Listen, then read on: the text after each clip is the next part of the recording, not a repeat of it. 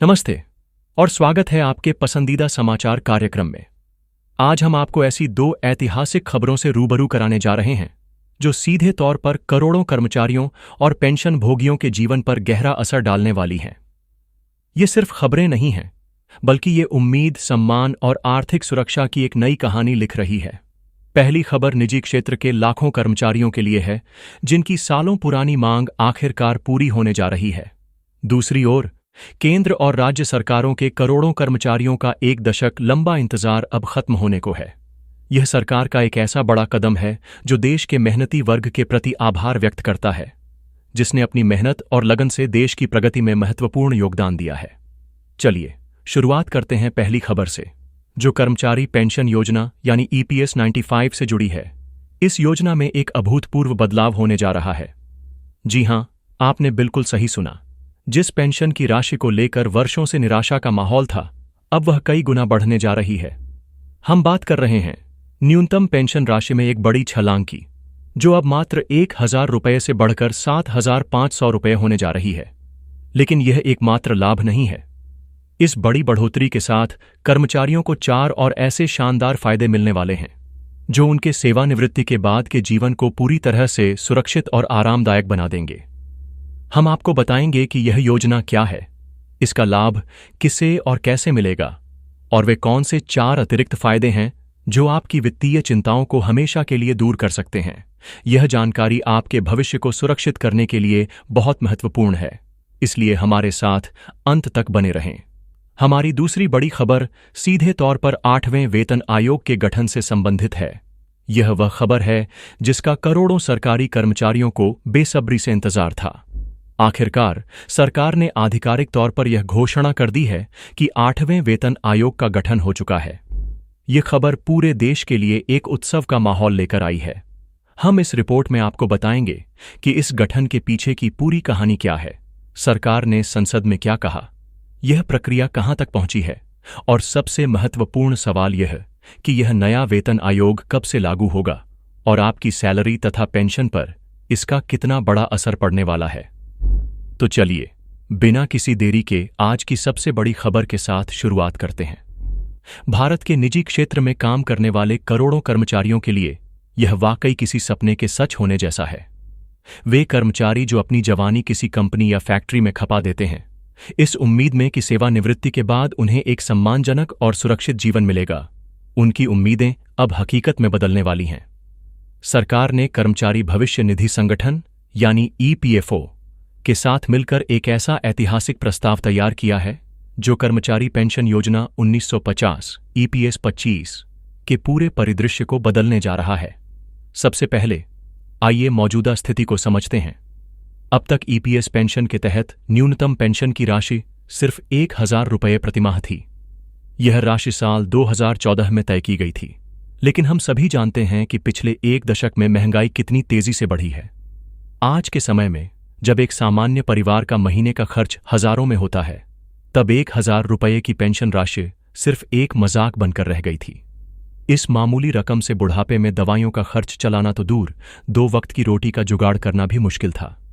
देश भर के 60 लाख से भी ज्यादा पेंशन भोगी इस पीड़ा से जूझ रहे थे और लगातार सरकार से पेंशन में वृद्धि की गुहार लगा रहे थे।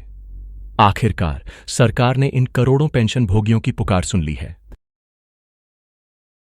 जो नया प्रस्ताव सामने आया है, उसके अनुसार न्यूनतम पेंशन की राशि को 1,000 रुपये से बढ़ाकर सीधे 7,500 रुपये प्रतिमाह करने की तैयारी है। यह एक ऐसी बढ़ोतरी है जिसकी किसी ने कल्पना भी नहीं की थी। यह फैसला उन सभी सेवानिवृत्त कर्मचारियों के जीवन में एक नई उम्मीद की किरण लेकर आएगा, जो बढ़ती उम्र और घटती आय के कारण संघर्ष कर रहे थे। सरकार और EPFO ने मिलकर इस योजना के वित्तीय प्रबंधन का एक मजबूत ढांचा तैयार किया है, ताकि यह सुनिश्चित हो सके कि यह बढ़ी हुई पेंशन राशि हर लाभार्थी तक बिना किसी रुकावट के पहुंचे। बताया जा रहा है कि इस प्रस्ताव को अंतिम रूप दिया जा चुका है और इसे इसी महीने से लागू करने की पूरी तैयारी है। यह कदम न केवल उन 60 लाख से अधिक मौजूदा पेंशन भोगियों को सीधे तौर पर लाभ पहुंचाएगा, बल्कि भविष्य में रिटायर होने वाले करोड़ों कर्मचारियों के लिए भी एक मजबूत सामाजिक सुरक्षा कवच का निर्माण करेगा। लेकिन कहानी यहीं खत्म नहीं होती।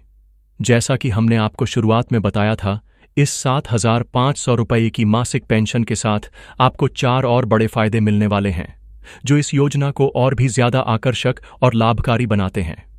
चलिए अब इन 4 फायदों पर विस्तार से एक नजर डालते हैं। पहला और सबसे महत्वपूर्ण फायदा तो स्वयं यह बढ़ी हुई पेंशन राशि ही है। 7,500 रुपये की राशि आपके जीवन स्तर को सीधे तौर पर प्रभावित करेगी। यह आपको अपनी दैनिक जरूरतों जैसे कि राशन, बिजली, पानी के बिल और अन्य घरेलू खर्चों को पूरा करने में सक्षम बनाएगी। यह आपको वह आर्थिक स्वतंत्रता देगी जिससे आप अपने छोटे मोटे शौक पूरे कर सकते हैं और एक सम्मानजनक जीवन जी सकते हैं जिसके आप हकदार हैं। यह सिर्फ एक वित्तीय सहायता नहीं है, यह सरकार की ओर से आपकी जीवन भर की मेहनत का सम्मान है। अब बात करते हैं दूसरे और बेहद जरूरी फायदे की। यह है महंगाई भत्ता यानी डियरनेस अलाउंस डीए का प्रावधान। अक्सर यह देखा गया है कि पेंशन की एक निश्चित राशि कुछ सालों बाद महंगाई की मार के कारण अपनी कीमत खो देती है। जो 5,000 रुपये आज पर्याप्त लगते हैं, वह 5 साल बाद बहुत कम लगने लगते हैं। इसी समस्या का समाधान करने के लिए सरकार ने इस नए पेंशन प्रस्ताव में महंगाई भत्ते को जोड़ने का फैसला किया है। इसका मतलब यह है कि आपकी 7,500 रुपये की मूल पेंशन समय के साथ स्थिर नहीं रहेगी, बल्कि हर 6 महीने में सरकार द्वारा घोषित महंगाई के आंकड़ों के अनुसार इसमें बढ़ोतरी की जाएगी।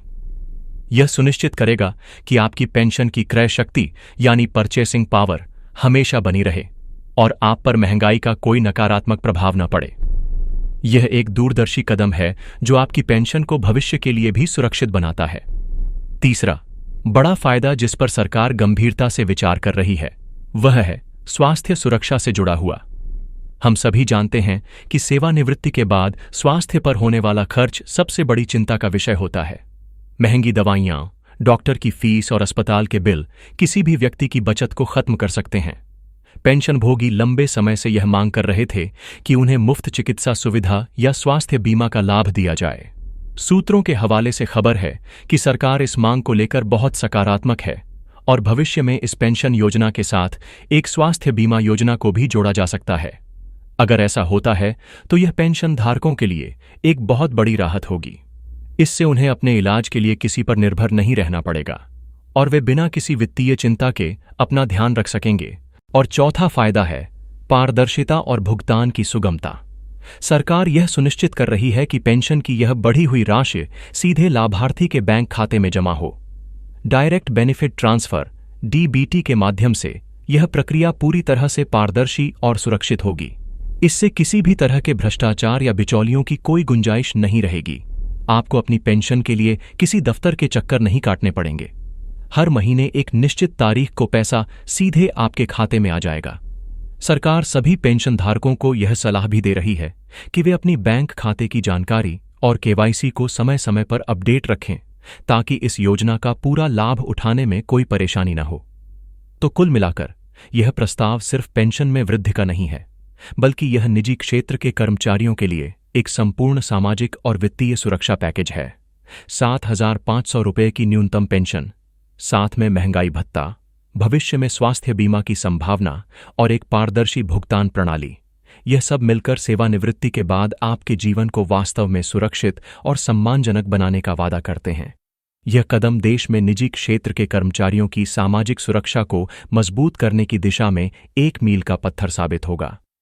चलिए दोस्तों, अब हम रुख करते हैं हमारी आज की दूसरी बड़ी और बहुप्रतीक्षित खबर की ओर, जिसने देश के करोड़ों सरकारी कर्मचारियों के बीच उत्साह की एक नई लहर दौड़ा दी है। जी हां, हम बात कर रहे हैं 8वें वेतन आयोग के गठन की। केंद्र और राज्य सरकार के कर्मचारी पिछले काफी समय से इस सवाल का जवाब ढूंढ रहे थे कि 8वां वेतन आयोग कब बनेगा। कई तरह की अटकलें लगाई जा रही थीं। कुछ लोग कह रहे थे कि सरकार शायद अब वेतन आयोग की परंपरा को खत्म कर देगी, लेकिन अब सरकार ने इन सभी अटकलों पर पूर्ण विराम लगा दिया है। यह खबर सीधे संसद के उच्च सदन राज्यसभा से निकलकर सामने आई है। 12 अगस्त 2025 को राज्यसभा में सरकार से 8वें वेतन आयोग के गठन को लेकर एक महत्वपूर्ण सवाल पूछा गया था। इस सवाल का जवाब देते हुए वित्त राज्य मंत्री श्री पंकज चौधरी ने जो जानकारी दी, उसने करोड़ों कर्मचारियों के चेहरों पर मुस्कान ला दी। उन्होंने स्पष्ट रूप से कहा कि सरकार ने 8वें वेतन आयोग के गठन का फैसला कर लिया है और इस दिशा में प्रक्रिया भी शुरू कर दी गई है। उन्होंने यह भी आश्वासन दिया कि बहुत जल्द इसकी आधिकारिक सूचना यानी नोटिफिकेशन भी जारी कर दिया जाएगा। यह बयान सरकार की मंशा को बिल्कुल साफ कर देता है। अब यह तय हो चुका है कि देश में 8वां वेतन आयोग बनेगा और कर्मचारियों के वेतन, भत्ते और पेंशन की समीक्षा करेगा। चलिए अब इस प्रक्रिया को थोड़ा और विस्तार से समझते हैं। किसी भी वेतन आयोग के गठन से पहले सरकार उसके लिए नियम और शर्तें तैयार करती है, जिसे टर्म्स ऑफ रेफरेंस कहा जाता है। इन टर्म्स ऑफ रेफरेंस को तैयार करने के लिए सरकार संबंधित मंत्रालयों और विभागों से सुझाव मांगती है। इसी प्रक्रिया के तहत सरकार ने देश के सभी प्रमुख मंत्रालयों जैसे कि गृह मंत्रालय, रक्षा मंत्रालय और कार्मिक एवं प्रशिक्षण विभाग DOPT के साथ साथ सभी राज्यों से भी सुझाव आमंत्रित किए थे। जानकारी के अनुसार इसके लिए सरकार ने पहले 17 जनवरी 2025 को और फिर 17 फरवरी 2025 को पत्र भेजे थे। सरकार जल्द से जल्द इन सभी सुझावों को संकलित करना चाहती है ताकि टर्म्स ऑफ रेफरेंस को अंतिम रूप दिया जा सके। मंत्री जी ने सदन में यह भी बताया कि जैसे ही सभी मंत्रालयों और राज्यों से आवश्यक इनपुट मिल जाएंगे, सरकार तुरंत आगे की कार्यवाही शुरू कर देगी। अगला कदम होगा आधिकारिक अधिसूचना जारी करना। एक बार जब यह अधिसूचना जारी हो जाएगी तो उसके बाद नए वेतन आयोग के अध्यक्ष और सदस्यों की नियुक्ति की जाएगी। यह आयोग एक विशेषज्ञ निकाय होता है जिसमें वित्त, प्रशासन और अर्थशास्त्र के विशेषज्ञ शामिल होते हैं। यह आयोग देश की आर्थिक स्थिति, सरकार की वित्तीय क्षमता, महंगाई दर और कर्मचारियों की जरूरतों जैसे सभी पहलुओं का अध्ययन करेगा और फिर सरकार को अपनी सिफारिशें देगा। संसद में चर्चा के दौरान एक और महत्वपूर्ण सवाल उठाया गया। विपक्ष ने पूछा कि क्या सरकार की आर्थिक स्थिति कमजोर हो गई है जिसके कारण आयोग के गठन में देरी हो रही है। इस पर वित्त राज्य मंत्री ने दृढ़ता से जवाब दिया और कहा कि यह सवाल बिल्कुल भी तर्कसंगत नहीं है। उन्होंने साफ किया कि भारत सरकार की वित्तीय स्थिति मजबूत है और आयोग के गठन में हो रही देरी प्रक्रियात्मक है, न कि किसी वित्तीय संकट के कारण। सरकार के इस स्पष्टीकरण ने उन सभी आशंकाओं को खारिज कर दिया है जो सरकार की वित्तीय सेहत को लेकर जताई जा रही थीं। अब सबसे बड़ा सवाल यह है कि यह 8वां वेतन आयोग कब से लागू होगा। जैसा कि हम जानते हैं, भारत में हर 10 साल में एक नए वेतन आयोग का गठन किया जाता है। 7वां वेतन आयोग 1 जनवरी 2016 से लागू हुआ था। इसी परंपरा के अनुसार 8वां वेतन आयोग 1 जनवरी 2026 से लागू होने की प्रबल संभावना है। हालांकि यह पूरी तरह से इस बात पर निर्भर करेगा कि आयोग अपना काम कितनी तेजी से पूरा करता है और सरकार उसकी सिफारिशों को कब स्वीकार करती है। लेकिन अभी तक जो संकेत मिल रहे हैं वे यही इशारा करते हैं कि कर्मचारियों को 1 जनवरी 2026 से एक नए और बेहतर वेतनमान का तोहफा मिल सकता है। 8वें वेतन आयोग के लागू होने से केंद्रीय कर्मचारियों के वेतन में एक बड़ी बढ़ोतरी देखने को मिलेगी। फिटमेंट फैक्टर, जो कि बेसिक सैलरी को निर्धारित करने का एक महत्वपूर्ण गुणक है, में भी बदलाव की उम्मीद है। इसके अलावा विभिन्न प्रकार के भत्तों जैसे कि मकान किराया भत्ता, HRA, यात्रा भत्ता, TA और अन्य स्पेशल अलाउंस में भी संशोधन किया जाएगा। इसका सीधा असर न केवल वर्तमान कर्मचारियों पर पड़ेगा बल्कि देश के करोड़ों पेंशन भोगियों पर भी पड़ेगा, क्योंकि उनकी पेंशन भी नए वेतनमान के अनुसार संशोधित की जाएगी। संक्षेप में कहें तो 8वें वेतन आयोग का गठन सिर्फ एक प्रशासनिक निर्णय नहीं है। यह देश के करोड़ों कर्मचारियों के मनोबल को बढ़ाने और उनके भविष्य को सुरक्षित करने की दिशा में एक महत्वपूर्ण कदम है। यह कदम अर्थव्यवस्था के लिए भी फायदेमंद साबित हो सकता है, क्योंकि जब करोड़ों कर्मचारियों की आय बढ़ेगी तो बाजार में मांग भी बढ़ेगी, जिससे आर्थिक गतिविधियों को और बढ़ावा मिलेगा। तो दोस्तों, आज की यह दोनों खबरें निजी कर्मचारियों के लिए 7,500 रुपये की पेंशन और सरकारी कर्मचारियों के लिए 8वें वेतन आयोग का गठन देश के श्रमिक और कर्मचारी वर्ग के लिए एक नई सुबह का संकेत दे रही हैं। ये सरकार द्वारा उठाए गए वे कदम हैं जो सबका साथ, सबका विकास और सबका विश्वास के नारे को जमीनी हकीकत में बदलते हुए दिखाते हैं। यह निर्णय न केवल कर्मचारियों को आर्थिक रूप से सशक्त करेंगे बल्कि उन्हें यह विश्वास भी दिलाएंगे कि उनकी मेहनत और उनके योगदान को देश महत्व देता है।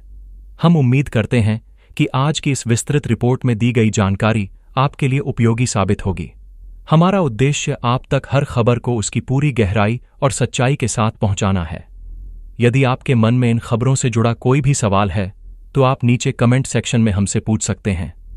हम आपके हर सवाल का जवाब देने की पूरी कोशिश करेंगे।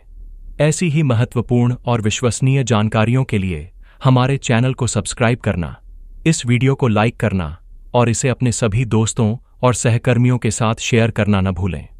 आपका एक शेयर किसी जरूरतमंद तक यह महत्वपूर्ण जानकारी पहुंचा सकता है। अब हमें दीजिए इजाजत। अपना और अपने परिवार का ख्याल रखें।